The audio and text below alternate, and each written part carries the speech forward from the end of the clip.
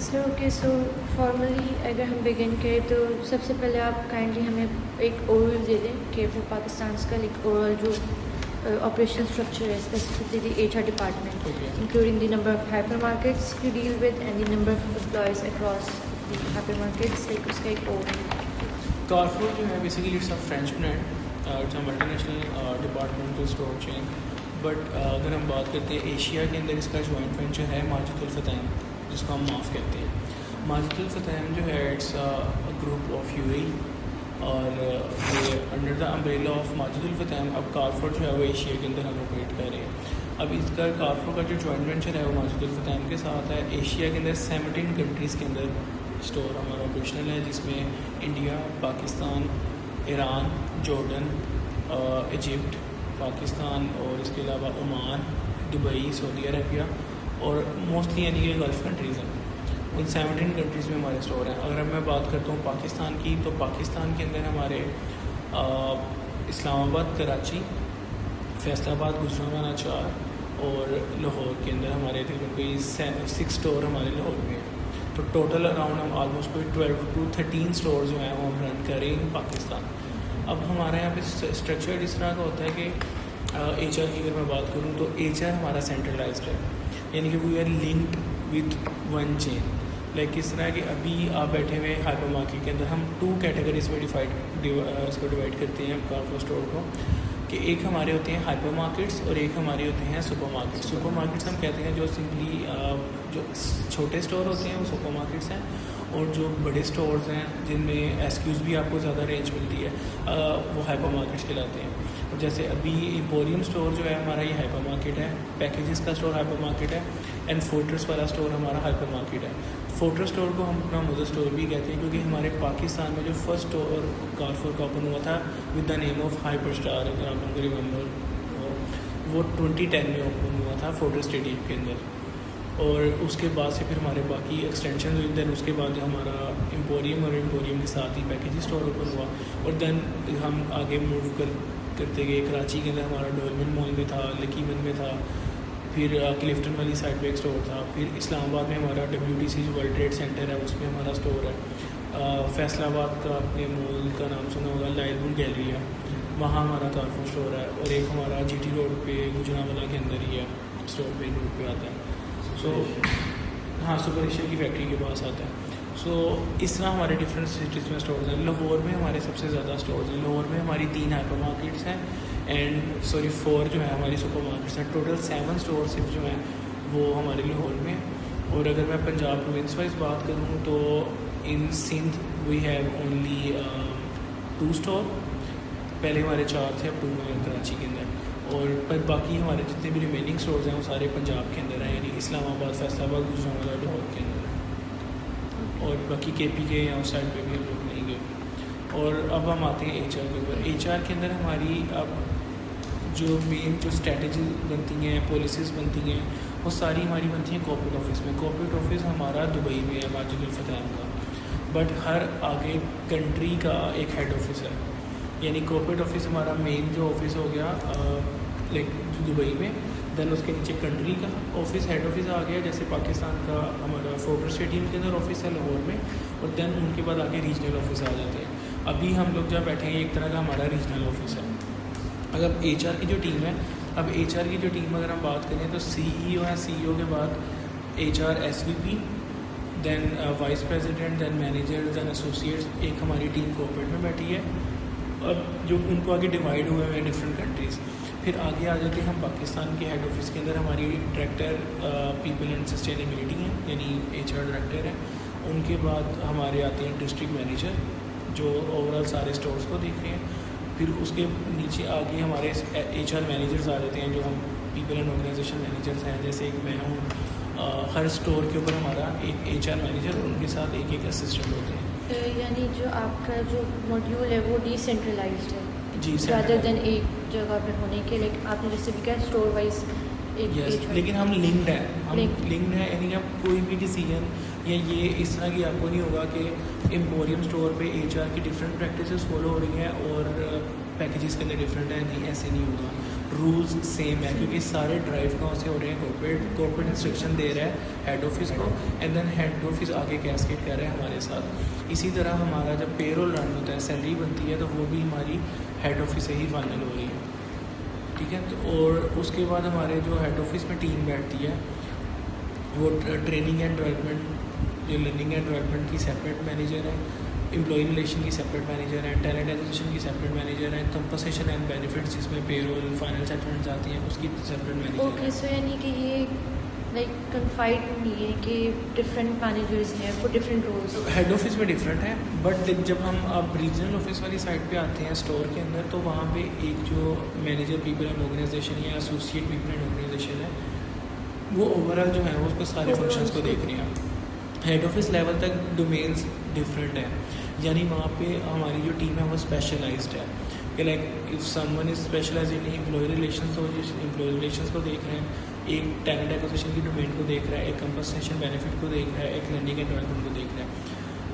इसको हम generalist role नहीं कहेंगे, वो एक स्पेशलाइज्ड रोल चल रहा है। लेकिन जब हम बात करते हैं स्टोर लेवल पे, जैसे मैं अगर अपनी बात करूँ तो मैं यहाँ पे as a HR business partner भी आप कह सकते हैं, और एक मेरा एक जर्नलिस्ट रोल है। अब I am here to look after to all the functions. मैं यहाँ के स्टोर का ट्रेनिंग एंड डेवलपमेंट भी मेरी रिस्पॉन्सिबिलिटी है यहाँ की, यहाँ पे ये एम्प्लॉय रिलेशंस भी मैं देखूँगा, यहाँ का पेरोल कंपनसेशन बेनिफिट्स भी मैं देखूँगा, एम्प्लॉई इंगेजमेंट एक्टिविटीज़ भी मैं देखूँगा, और लर्निंग वगैरह वो सारी चीज़ें जो है यहाँ पर मैं मेरे से मेरे थ्रू होंगी। तो यहाँ पे आके हमारा जो है वो सारे फंक्शंस जो हैं वो एक जगह पे हो जाती है। तो आई गेस सेकंड क्वेश्चन भी इसी में ही कवर हो गया कि रिपोर्टिंग। हाँ, अगर आप देख लें, अगर इस तरह ही क्वेश्चन आते हैं जिसमें आपको क्लियर हो जाता है तो यू कैन स्किप। इसी सेक्शन में ये कि what major trends are affecting like currently HR practices at Carrefour. जैसे आपने HRIS ऐप की बात की थी, और लाइक डिफरेंट जैसे वर्कफोर्स डाइवर्सिटी की बात करें, जैसे जेन जीज हैं, मिलीनियल्स हैं, जेन एक्स हैं, तो उनका एक अमालगमेशन, उसको कैसे आप ओवरसी करते हैं? उसको हम इस तरह करते हैं, जिस तरह अगर मैं एग्जांपल देता हूँ, जैसे हमारे रिस्पेक्टेड स्टोर मैनेजर हैं जीएम साहब हैं, जवेद साहब वो आते हैं, आई थिंक मिलीनियल में आते हैं, हाँ बेबी उमर यानी कि जो 80s 70s लेट से 80s में उनकी है बर्थ। देन उनके बाद फिर आगे हमारे पास, मैं मिलीनियल्स में आता हूँ, 1993 में मेरी है बर्थ। देन फिर आगे हमारे पास 2000 के बाद जेंसिस भी स्टार्ट हो जाते हैं। तो अब हम लोग यहाँ पे बड़े मज़े से काम कर रहे हैं। अच्छा, अब इसमें आता है कि मैं इस चीज़ से एग्री नहीं करता कि आप लोगों को भी शायद कभी कोई टोंट मिली होगी या टीचर्स की तरफ से कि जी हमारे दौर में या आपसे पहले वाली जो जनरेशन थी वो ज़्यादा ओबीडियंट थी, जेंसिस जो है वो ज़्यादा ओबीडियंट नहीं है, लाइक इस तरह की चीज़ें आपको सुनने में मिलती हैं। लेकिन खैर मैं इस चीज़ पर एग्री नहीं करता हूँ, क्योंकि मुझे मैं इस चीज़ को अप्रिशिएट करता हूँ जो आज हमारी जनरेशन है जेंसी, वो ज़्यादा इनिशिएटिव लेने वाली है as compared to millennials and दूसरे बेबी बूमर्स के। उनमें फियर ज़्यादा है, जो मेरी अपनी एनालिसिस है अब तक की 10 ईयर्स के एक्सपीरियंस में। और जो ये बच्चे हैं ये थोड़े से बोल्ड और डर है, इनमें वो नहीं है, इतनी ज़्यादा फियर नहीं है। दूसरा, जब आपके अंदर फियर कम होगा तो ऑटोमेटिकली आप डरने के साथ आप इनिशिएटिव लोगे। फिर मैं बात करूँ कोई, तो एक पर्सनैलिटी है वो कहती है कि नहीं मैंने ये स्टेप ही नहीं लेना क्योंकि मैं फेल हो जाऊँगा।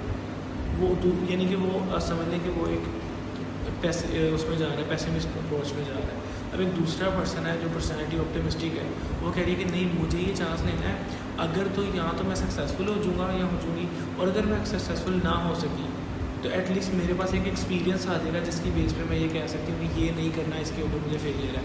तो खैर एक होता है, उसमें होता है कि समटाइम लिटिल बिट कन्फ्लिक्ट्स वगैरह आते हैं, बट उसको भी हम यहाँ के काउंसलिंग करके मेंटोरिंग के साथ करते हैं। लेकिन वही चीज़ है कि अगर एक जो जनरेशन हमारी, अगर मैं बात करूँ जेंसीज हैं, तो वो ज़रा मुझे लगता है वो ज़रा ज़्यादा एनर्जेटिक और ज़्यादा बोल्ड है। बट अगर मैं बात करूँ हार्ड वर्किंग और पेशेंस वाले से, उसमें थोड़े से वो वीक है, उसमें हमारे जो मिलीनियल्स हैं वो ज़्यादा स्ट्रॉन्ग है। तो एक मर्ज बन जाता है। अब हम इसको एज ए टीम जब लेके चलते हैं ना, तो हमें बड़ी उसकी ज़बरदस्ती आउटपुट्स आना शुरू होती है कि लाइक फॉर एग्जाम्पल मेरे पास एक 5 लोगों की टीम बन गई। अच्छा, मेरे पास एक बेबी उम्र मेरे ऊपर बॉस बैठा हुआ एग्जाम्पल के तौर पर। अब वो क्या है कि वो वाइस है, वो हमें ड्राइव कर रहा है, वो हमें वे बता रहा है, उसका एक एक्सपीरियंस है, तो उसके एक्सपीरियंस को लेके हम आगे चल रहे हैं। अब मैं बात करता हूँ, मैं मिलीनियल्स हूँ, तो मैं लेके उसको थोड़ा सा अब्जॉर्ब कर रहा हूँ, थोड़ा सा आगे ट्रांसफ़र कर रहा हूँ।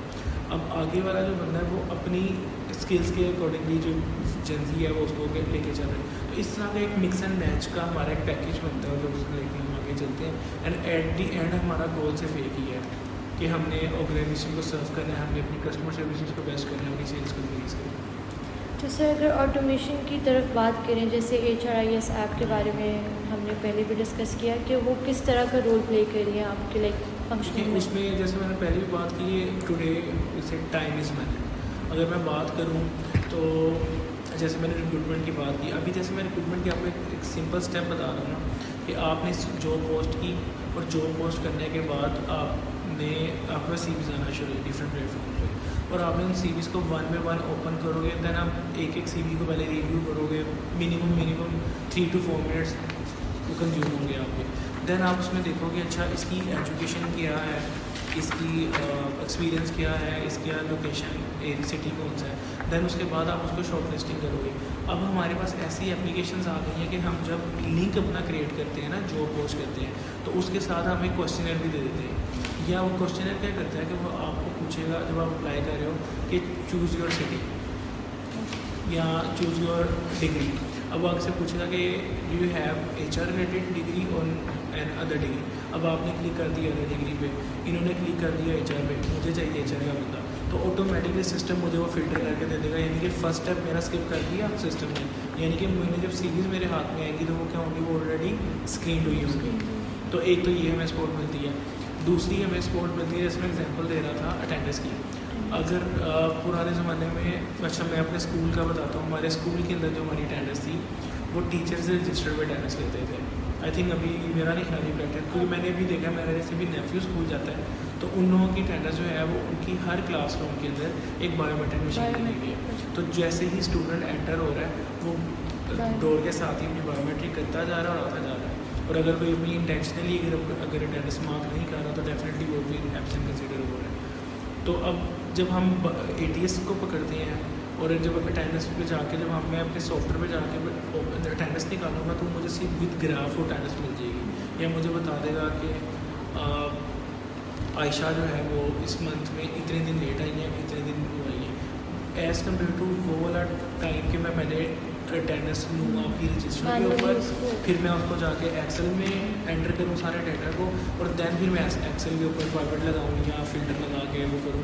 तो ये इस तरह की चीज़ें हैं। तो इस तरह हमारी ट्रेनिंग्स भी इसी तरह ही हो गई है इसके साथ ही। ये आपके शायद आगे भी क्वेश्चन है कि ट्रेनिंग्स भी जो है हमारी वो भी इसकी वजह से IT की हेल्प से वो भी हो गया। जैसे हमने E-लर्निंग स्टार्ट कर दी है। आज हम टीम्स पे कनेक्ट करते हैं, गूगल मीट पे कनेक्ट करते हैं, और मैं अगर फॉर एग्जाम्पल यहाँ बैठा हुआ हूँ और आप गुजरावाला बैठी हो, ये फैसलाबाद बैठे हैं, वो कराची बैठे हैं, वो इस्लामाबाद बैठे हैं, और हम लोग यहाँ के हम एक प्लेटफॉर्म पे इकट्ठे होकर इस तरह की वर्चुअल मीटिंग कर रहे हैं। तो it's also a time saving भी है और दूसरा बजट की वजह से भी सेव है। इसी चीज़ को आगे कुछ कंपनीज़ ने वो इंट्रोड्यूस करने शुरू कर दिए। पहले अगर एक पर्सन दूसरे सिटी से अप्लाई कर रहा होता था तो उसको ट्रैवल करना पड़ता था। अभी हमने रिसेंटली एक हायरिंग की, उसमें हमारी जो कैंडिडेट थी शी वाज इन इस्लामाबाद और पोजीशन हमारे पास लाहौर की थी। So we called her can and asked कि why you are applying for this position, is Lahore based position and you belong from Islamabad. So she said कि my family is planning to shift Lahore, so I am willing for Lahore.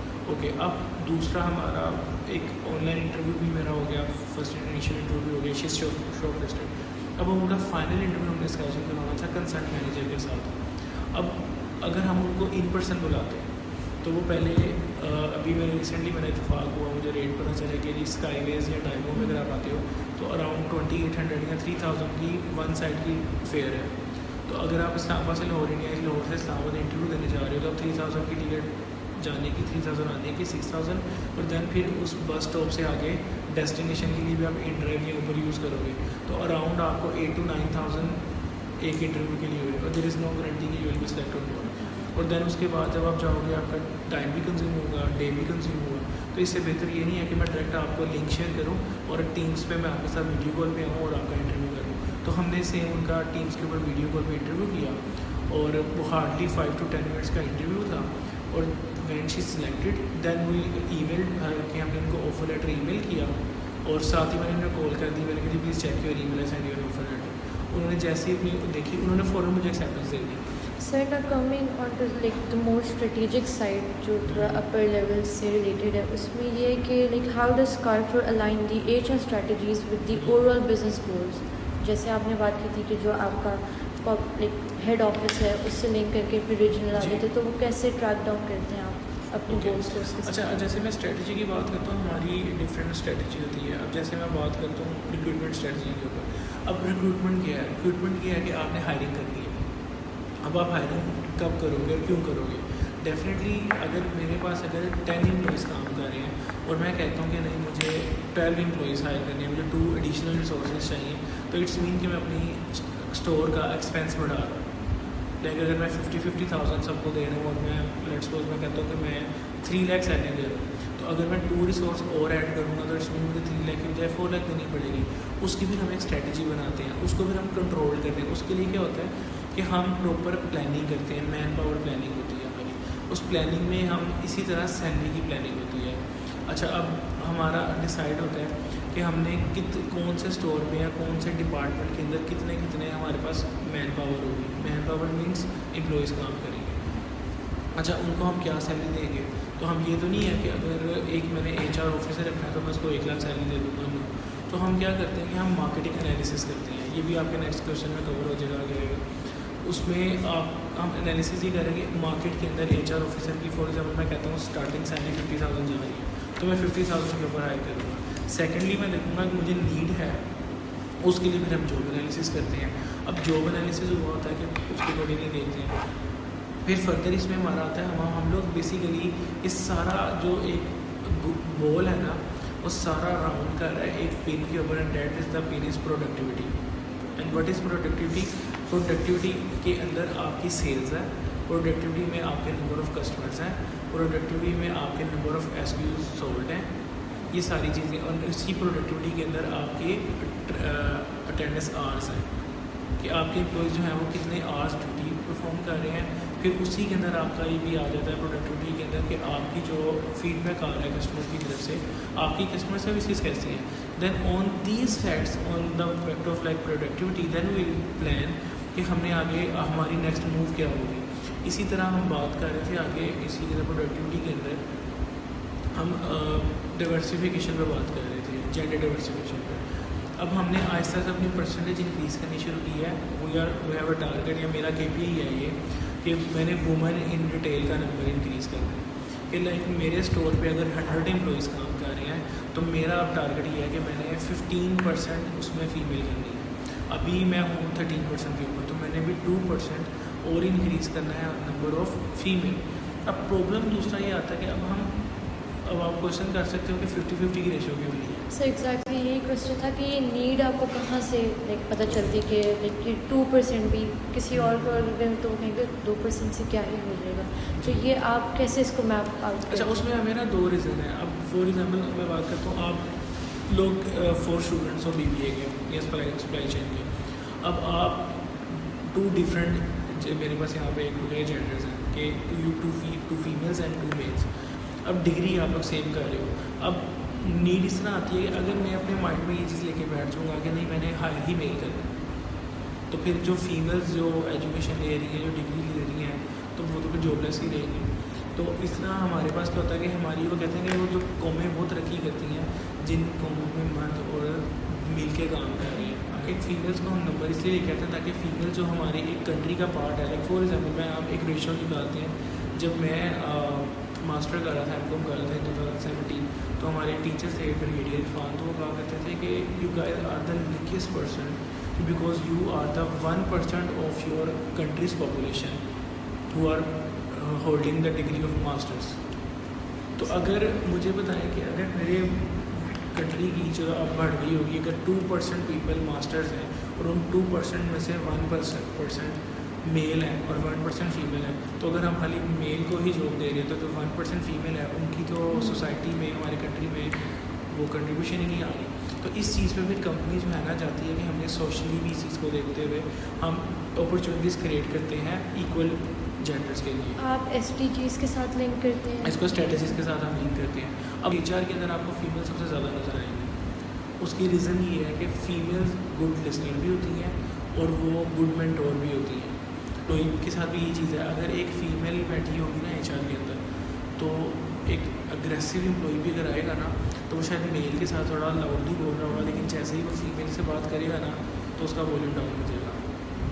इसी तरह अगर मैं एक employ को बात कह रहा हूँ, एग्जांपल दे रहा हूँ, सारे इस तरह के नहीं होते, अगर वो मेरी नहीं सुन रहा ना, बट जब फीमेल एम्प्लॉय उसको बात कह रही होगी तो वो सुन लेगा। तो ये चीज़ें थोड़ी सी आती हैं कि जो कि पॉजिटिव रोल प्ले करती हैं। इसी तरह जब दो डिफरेंट जेंडर्स काम करती हैं तो एक टीम वर्क भी जब यहाँ पे आती है, तो एक पॉजिटिव इन्वायरमेंट क्रिएट होता है, एक बड़ी पॉजिटिव सी खूबसूरत सी वाइब बन के सामने आती है, इन्वायरमेंट में भी बहुत इफेक्ट आता है।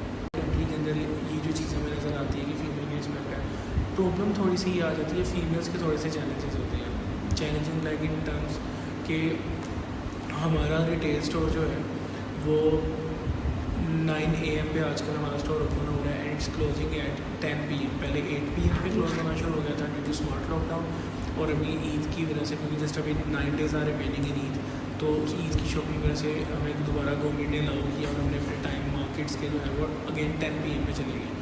अब एक फ़ीमेल के लिए रात के 10 बजे या रात के 11 बजे घर जाना थोड़ा सा डिफ़िकल्ट हो सकता है अगर उसके घर में से उसको कोई लेने नहीं आ रहा, या उसके पास अगर अपनी पर्सनल कार नहीं है। अब हर पर्सनल कार हर फीमेल अफोर्ड नहीं कर सकती, तो अब उस टाइम पे हम क्या करें। और सम टाइम हमें ऐसी नीड आती है कि हमें नाइट शिफ्ट में भी स्टाफ रिक्वायर्ड होता है, तो फीमेल्स के लिए थोड़े से चैलेंजेस आए थे। उनके लिए नाइट में स्टे करना घर से बाहर थोड़ा मुश्किल है, या एक अकेली फीमेल के लिए रात के 10-11 बजे ट्रैवल करना थोड़ा सा मुश्किल है। नेक्स्ट ये है कि like does the HR department at Carrefour participate in executive planning, for instance business expansion की बात करें यहाँ पे, इम्प्रूविंग कस्टमर एक्सपीरियंस, क्या उसका कोई लिंक? डिपार्टमेंटल स्टोर में जब हम देखते हैं कि हमारे पास कस्टमर की हमसे कस्टमर बहुत सेटिस्फाई है और हमारी सर्विसेज अच्छी जा रही हैं, हमारी सेल्स बहुत अच्छी जा रही है और कंपनी प्रॉफिट में जा रही है, तो देन फिर हम क्या करते हैं, हम एक्सपेंशन की तरफ जाते हैं। इसी तरह अब जैसे मैंने आपको एग्जांपल दी थी कि 2010 के अंदर कारफोर ने अपना फर्स्ट स्टोर ओपन किया था फोर्टिस स्टेडियम के अंदर, तो देन ऐसा क्या रियलाइज़ हुआ उसको, क्योंकि हमारा जो फर्स्ट ईयर के बाद ही इन 365 डेज़ कारफोर ने बियॉन्ड एक्सपोर्टेशन सेल्स की पाकिस्तान के अंदर। उससे जो माजिदुल फतेहन ग्रुप था दुबई के कॉर्पोरेट ऑफिस ने देखा कि इट्स मीन कि यहाँ पे बहुत ज़्यादा पोटेंशियल है, तो we should invest more there. तो उसके बाद उन्होंने सेकंड स्टोर हमारा ओपन किया कराची के अंदर डोलमन मॉल में। देन उसके बाद थर्ड स्टोर हमारा ओपन होता है लाहौर एम्पोरियम मॉल में, फोर्थ स्टोर ओपन हो गया पैकेजेस में, एंड देन सोन हमारी आगे चेंज चलना शुरू हुआ, हमने आगे एक्सटेंशन की तरफ जाना शुरू किया। अब लाहौर में पिछले तकरीबन कोई 3-4 सालों से हमने एक्सटेंशन करना शुरू की हुई है सुपर मार्केट्स के अंदर। अब हम सुपर मार्केट में क्या करते हैं कि हर एक एरिया हम पकड़ते हैं, उस एरिया में हम जा देखते हैं कि अच्छा यहाँ पे कोई दूसरा डिपार्टमेंट स्टोर नहीं है और हमें यहाँ पे नीड है, तो हम वहाँ पे अपना स्टोर ओपन कर देंगे। अगर मैं बात करूँ बैरियर टाउन में, हम लोग स्टोर ओपन इसलिए नहीं करेंगे क्योंकि ऑलरेडी हमारा कंपेटिटर इम्तियाज़ बैठा हुआ है। अभी हमारे था पैरागॉन के अंदर हमारे पास स्टोर नहीं था, हमने पैरागॉन देखा सोसाइटी को, वहाँ पे हमने अपना स्टोर ओपन कर दिया कारफोर में, तो अब वहाँ पे हमारा कंपेटिटर रेनबो आके बैठ गया। इसी तरह DHA फेज़ 11 के अंदर हमने अपना स्टोर ओपन किया, फिर हमने अस्करी में किया, फिर उसके बाद एक अमाना मॉल में किया, तो हम एक्सटेंशन करते रहे।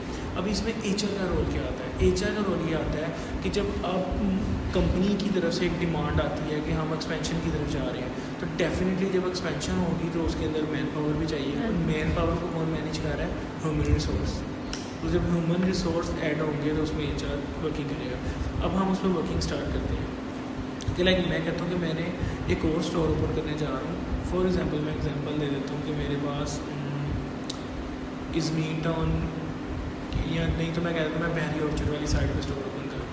मैं इज़मीर टाउन पे इसलिए नहीं आता क्योंकि मेरे पास जहाँ से नहर स्टार्ट होती है अभी ठोकर में, वहाँ स्टार्ट में मेट्रो बैठा हुआ है और बहरी टाउन के अंदर इम्तियाज़ बैठा हुआ है। तो शायद मैं कहूँगा कि नहीं, this is not the good idea कि मैं दो कंपेटिटर्स के दरमियान में अपना स्टोर करूँ। तो मैं मूव करूँगा उस साइड पे जहाँ मैं देखूँगा मेरा कंपेटिटर नहीं बैठा हुआ, तो मैं चले जाता हूँ राइवल रोड के ऊपर बहरिया ऑर्चर्ड में चले जाता हूँ, मैं वहाँ जाके अपना स्टोर ओपन कर रहा हूँ। अब उसके ऊपर हम प्लानिंग करते हैं। अब प्लानिंग कैसे होती है कि मेरे कितने स्क्वायर फीट का स्टोर है, उसमें एक नंबर ऑफ़ SKUs कितने हैं। अगर अब मैं एग्जांपल देता हूँ हाइपर मार्केट कारफोर एम्पोरियम की, ये हमारा जो स्टोर है ये ऑलमोस्ट कोई 55 या 60,000 प्लस स्क्वायर फीट का स्टोर है, ठीक है। नंबर कन्फर्म नहीं है, जस्ट मैं एक आइडिया दे रहा हूँ आपको। इसके अंदर हमारे पास जो माफ का परमानेंट जो रिसोर्स काम कर रहे हैं वो कितने हैं, अराउंड 184 अभी मेरे करंट मंथ के स्टाफ है। उसके अलावा हमारा थर्ड पार्टी स्टाफ है जो अराउंड 350 के काम कर रहे हैं। ओके, अब यहाँ पे मेरा स्टोर काम कर रहा है, अब मेरे पास हर चीज़ है कि यहाँ पे फुटफॉल कितना है और एसक्यूज़ कितने हैं। एसक्यूज़ हम बोलते हैं एक प्रोडक्ट को, नॉट वन प्रोडक्ट, एक प्रोडक्ट की भी आगे लाइन है। अब हमारे पास जो एसक्यूज़ है अराउंड, वो हमारे पास कोई 25,000 के करीब एसक्यूज़ है ऑन हाइपर मार्केट स्टोर। अब आप स्टोर ओपन करने जा रहे हो बैंगलोर चर्च के अंदर, वो स्टोर है, मैं कहता हूँ 10,000 स्क्वायर फीट का स्टोर है और उसके एसक्यूज़ हैं लेट्स सपोज इधर 25,000 है, उधर आप कहते हो 8,000 एसक्यूज़ है। तो क्या आप सेम मैन पावर वहीं पे आया करोगे? नो। तो वहाँ पे ऑटोमेटिकली आप उसके अकॉर्डिंगली मैन पावर आपकी रिड्यूस हो जाएगी। अब फिर हम मैन पावर वर्किंग करते हैं, हम डिपार्टमेंट वाइज वर्किंग करते हैं कि हर डिपार्टमेंट में कितना स्टाफ हो, कितने मैनेजर कितने रिक्वायर्ड होंगे। मुझे एक मैनेजर चाहिए, 3 मैनेजर चाहिए, 2 चाहिए। मैनेजर के नीचे मुझे सुपरवाइज़र कितने चाहिए, 1 चाहिए, 2 चाहिए, 3 चाहिए। फिर उसके नीचे मुझे स्टाफ कितना चाहिए, क्या 2% इनफ होंगे? नहीं, वहाँ पे ये हायरार्की टॉप टू डाउन आती है। यस, टॉप टू डाउन आती है और हम उसको कंप्लीट बनाते हैं। स्टोर मैनेजर से लेकर एक कैशियर तक हम उस पर वर्किंग करते हैं। और उसके अंदर एक चीज़ मैंने स्टोर ओपन कर दिया, फिर मैं कहता हूँ कि हमने वर्किंग बना ली। लेट्स सपोज मैं कहता हूँ कि हमने अभी जो सुपर मार्केट की हमारी जो एवरेज स्ट्रेंथ जा रही है वो अराउंड 70 to 80 स्टाफ के साथ है और कुछ स्टोर ऐसे हैं कि वहाँ पे 65 to 70 स्टाफ है। हमने स्टोर ओपन कर दिया। With the passage of time क्या हुआ कि हमने अपने नंबर ऑफ़ एसक्यूज़ इंक्रीज़ कर दिए, प्रोडक्ट्स बढ़ गई और फिर हम देखते हैं कि वहाँ पे हमें एक ये एक्सपीरियंस हुआ कि हमारे जैसे DHA रैपर की एग्जांपल है, तो हमने जब DHA रैपर में स्टोर ओपन किया तो कस्टमर का फ्लो कम था। बिकॉज मैं खुद भी DHA रैपर में रेजिडेंस है मेरी, तो वहाँ पे क्योंकि अभी वो डेवलप हो रहा है, अराउंड कोई 45% कंस्ट्रक्शन वहाँ पे भी हुई है जो हाउसेज हैं वहाँ पूरे उस फेज़ 11 के, और 55% अभी भी वहाँ पे अभी प्लॉट्स हैं। तो क्या हुआ, जब स्टोर ओपन हुआ उस टाइम पे शायद 35% हाउसेस थे, तो कस्टमर फ्लो कम था और एक ही टील चालू होती थी या 2 टील चालू होती थी मैक्सिमम। एक टाइम में 2 कैशर्स थे वो टील ऑपरेट कर रहे होते थे। With the passage of time क्या हुआ कि DHA रैपर की भी आबादी बढ़ना शुरू हुई और रेजिडेंस ऐड होना शुरू हुए। उसके राइट लेफ्ट की जो सोसाइटीज़ थी, खाइबाने मीन है, सामने वाले इंशिया टाउन है, उनको भी पता चला अच्छा यहाँ पे कारफोर आ गया। करते करते क्या हुआ, हमारे नंबर ऑफ़ कस्टमर्स इंक्रीज़ होना शुरू हुए। कस्टमर उधर नंबर ऑफ़ कस्टमर्स इंक्रीज़ हुए, उधर हमारी सेल्स ऊपर जाना शुरू हुई। तो जब हमारी सेल्स ऊपर जाना शुरू हुई तो हमारा एट द एंड मोटो क्या है कि हमने कस्टमर्स को बेस्ट सर्विसेज देनी है। तो फिर कस्टमर को बेस्ट सर्विसेज देने के लिए हमें क्या चाहिए, स्टाफ। तो हम उसके पास स्टाफ जो है वो इंक्रीज़ कर लेते हैं, बट वो ग्रेजुअली इंक्रीज़ होता है, रैपिडली इंक्रीज़ नहीं होता। तो इस तरह फिर HR जो है प्रॉपर उसकी प्लानिंग करता है। और प्लानिंग के जो की पॉइंट्स हैं वो 3 ही हैं, प्रोडक्टिविटी, आपकी सेल्स और आपके नंबर ऑफ़ कस्टमर्स या आपके नंबर ऑफ़ एसक्यूज़। अगर ये चीज़ें इंक्रीज़ हो रही हैं तो आप अपनी मैन पावर एक्सटेंशन की तरफ जाओगे। सर, इसी के अगेंस्ट अगर पूछा जाए कि quantitatively to measure the performance of the employees, आप किस तरह के KPIs यूज़ करते हैं? ओके, इसमें भी होता है कि हर KPI जो होता है ना वो वेरी करता है। अच्छा, अब बीइंग एन HR अगर मैं बात करूँ तो अब मेरी जैसे HR की एक KPI, जैसे मैंने आपको बताया कि मैंने जेंडर डाइवर्सिफिकेशन पे काम करना है, मैंने जेंडर परसेंटेज पे काम करना है, कि मैंने वुमेंस के जो है नंबर इंक्रीज़ करना है। सेकंड मेरा KPI है कि मैंने पीपल ऑफ डिटर्मिनेशन इंक्रीज़ करने हैं। People of determination are those people who are differently able, तो हम उनको अब बोलते हैं पीपल ऑफ डिटर्मिनेशन। अब अगर हम दूसरा हमने कंप्लाइंस को भी फॉलो करना है, अब हमें गवर्नमेंट की कंप्लाइंस फॉलो करनी है। अब गवर्नमेंट कहती है कि एज़ पर स्टैंडर्ड आपकी जो टोटल मैन पावर है उसका 2% एटलीस्ट आपके पास डिसेबल्स होने चाहिए, आपने उनको भी हायर करना है। तो लास्टली फ्रॉम माय साइड कि अगर एम्प्लॉय के एस्पेक्ट से बात करें तो how do they handle the seasonal demands such as Ramzan, Eid या फिर जो आपकी रिसेंट अभी सेल्स हुई थी? ओके, इसमें भी हमारा ना सेम जैसे ही लिंक्ड उसी आपके प्रीवियस क्वेश्चन के साथ लिंक्ड है। जैसे हम कह रहे थे कि हम असेसमेंट का पूछा था आपने, कैसे कहते हैं वो KPIs हम कैसे बनाते हैं? KPIs जो है ना वो बनते हैं कंपनी के अपने गोल के साथ। अब मैं बात करता हूँ कमर्शियल हमारी जो डिपार्टमेंट्स हैं, जिसमें हमारा FMCG डिपार्टमेंट है, फ्रेश फूड का डिपार्टमेंट है, तो उनके हमने KPIs होते हैं कि कुछ KPIs होते हैं जो कंपनी की तरफ से आ रहे हैं कि लाइक जैसे नंबर ऑफ़ सेल्स, आपके सेक्शन की सेल जो है मैं कहता हूँ आपने मिस 10 मिलियन की सेल की थी, now your for the year of 2026 this is your KPI, you have to boost the sale of your department. तो आपका 15% आ जाएगा। फिर पहले 10 मिलियन था, अब आपने 15 मिलियन करना है। तो एक तो मैंने आपका सेल्स पे कर दिया, अगर आप उसकी मैंने वेटेज कर दी 20 नंबर, अब आपके 100 में से हैं और आपका एक KPI बन गया कि आपने सेल्स इंक्रीज़ करनी है। नंबर 2 पे आपका KPI आ जाता है कि आपने श्रिंकेज रिड्यूस करी है। श्रिंकेज कहते हैं वेस्टेज को और चोरी को, आपने उस चीज़ को कंट्रोल करना है। इसका भी वेटेज मैंने आपको दे दी 20 नंबर। फिर इसी तरह आ जाती है प्रोडक्टिविटी कि आपके डिपार्टमेंट की आपने अपनी प्रोडक्टिविटी पे काम करना है। प्रोडक्टिविटी की भी इसी तरह एक वेटेज है। अगर आप इनको 1 बाय 1 अपनी चीज़ों को पूरा करते जाओगे तो आप 20 स्कोर करते जाओगे। एट द एंड क्या होगा, आप 100/100 या 100/90 स्कोर कर जाओगे। बट क्या होता है, इस तरह आपके KPIs बनाए जाते हैं। अब HR की मैं बात करूँ तो HR के हाँ कॉस्ट सेविंग वाला एक एलिमेंट आ जाता है। अगर मैं HR के KPIs में बात करूँ, अब मेरे KPI क्या थे कि जी जेंडर डाइवर्सिफिकेशन पे काम करना है। नंबर 2 मेरा KPI क्या है कि मैंने नंबर ऑफ़ डिसेबल्स को इंक्रीज़ करना है। नंबर 3 मेरा KPI क्या है कि मैंने एम्प्लॉइज़ की अटेंडेंस कंट्रोल करनी है। अटेंडेंस किस तरह कंट्रोल होती है कि हम डेली बेसिस पे अटेंडेंस को रिव्यू करते हैं और देन उस अटेंडेंस के हम उसके ऊपर परसेंटेज जो है वो निकालते हैं कि आज कौन से सेक्शन की, अगर 10 एम्प्लॉइज़ थे तो 10 में से 7 प्रेजेंट है, मेरी ज़्यादा 3।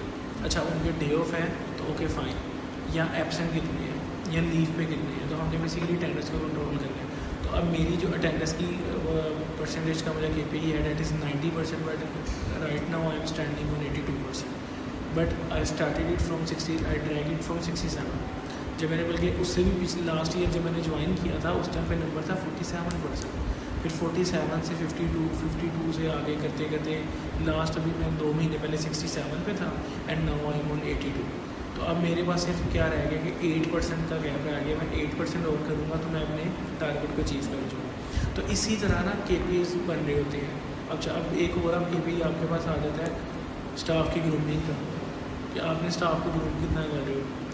तो ये चीज़ें इसी तरह प्रॉब्लम सॉल्विंग कितने हो, आप अपनी कंप्लाइंस कितनी फॉलो कर रहे हो, आपका जो टाइम है। अगर मैं एग्जांपल देता हूँ, कुक है मेरे पास, वो डेलीकेटेसन के अंदर डेली डिस्प्ले लगा रहा है खानों का, तो अब उसका एक KPI ये है कि उसने जो खाने बनाने हैं उसको एज पर स्टैंडर्ड मेंटेन करना है और उसका टेस्ट डेवलप करना है और हमें और नंबर ऑफ़ कंप्लेंट्स को रिड्यूस करना है। अगर अब एक कुक है उसका मैंने उसकी जॉब के अकॉर्डिंगली मैंने उसका KPI बना दिया कि तुम्हारा खाने का टेस्ट होना चाहिए और नंबर ऑफ़ कंप्लेंट्स कम होनी चाहिए और टेस्ट की क्वालिटी इंक्रीज़ होनी चाहिए। अगर तो वो उस चीज़ को मेंटेन कर रहा है तो ही विल विन, अदरवाइज वो नेगेटिव या इंडिविजुअल लेवल पे भी आप एक तो हर एक सेक्शन का ना अलग KPI बनता है। इसके लिए HR में एक और फर्दर एक पोजीशन भी होती है या एक फंक्शन होता है that is called OD, organisation development, या परफॉर्मेंस अप्रेजल जो कार्य होती है टीम, ये परफॉर्मेंस अप्रेजल मैनेजमेंट भी KPI से आपके जो है ना ऑब्जेक्टिव सेटिंग कार्य होते हैं। देन उन ऑब्जेक्टिव की बेसिस के ऊपर आपकी वैल्यूएशन होगी और ये हेड ऑफिस की तरफ से जो आप उनकी तरफ से, हाँ कॉर्पोरेट की तरफ से आ जाती है। इस तरह हर पर्सन का वेरी करता है उसके ऑब्जेक्टिव। अब हमने CCO की एक KPI ऐड कर दिया कि आपने अपनी जो सर्विस है उसको इम्प्रूव करना है और आपने टाइम को रिड्यूस करना है, तो ये उसका KPI है। अगर अब वो इस चीज़ के अंदर सक्सेसफुल हो जाता है तो वो ठीक है, अगर वो नहीं होगा तो डेफिनेटली उसके मार्क्स या जो भी नंबर है वो डिडक्ट हो जाएंगे। अब उसके लिए क्या करना होगा, उसको क्या चाहिए, उसको विजिलेंस चाहिए, उसको वहाँ पे अपने स्टाफ को ट्रेनिंग देनी है। फिर उसने वहाँ से गैप्स एनालिसिस करने हैं, जो कौन से गैप्स हैं या कौन सी ऐसी चीज़ें आ रही हैं जिसकी वजह से जो है वो कैशियर को स्कैनिंग करने में टाइम लग रहा है। समटाइम क्या होता है कि जो टैग लगाया जाता है वो ठीक नहीं लगता, या समटाइम ये होता है कि वो स्कैन ही नहीं हो रहा, तो कैशियर बेचारा सफ़र करेगा। दूसरी तरफ क्या हो रहा है कि आपने ये कप उठाया, आपको लगा ये कप कहाँ पड़ा हुआ था, इसके नीचे जो टैग लगा हुआ था वो 150 का लगा हुआ था। जब आपने बिल करवाने गई तो जब उसने स्कैन किया तो अमाउंट लिखी आ गई 200, तो आप तो वहाँ पे शोर मचाओगे कि नहीं मैंने तो 150 के देख के उठाया था।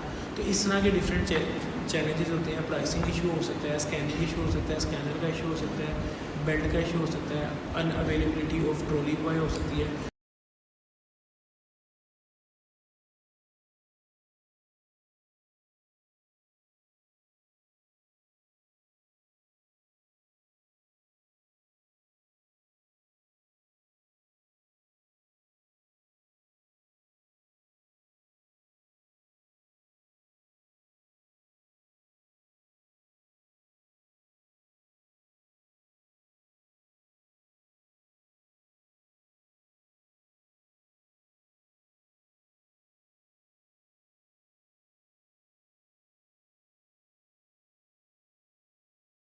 डिफरेंट फैक्टरीज होती हैं इसमें। Okay, thank you for the valuable insights. Now I would like Sarmit to take over.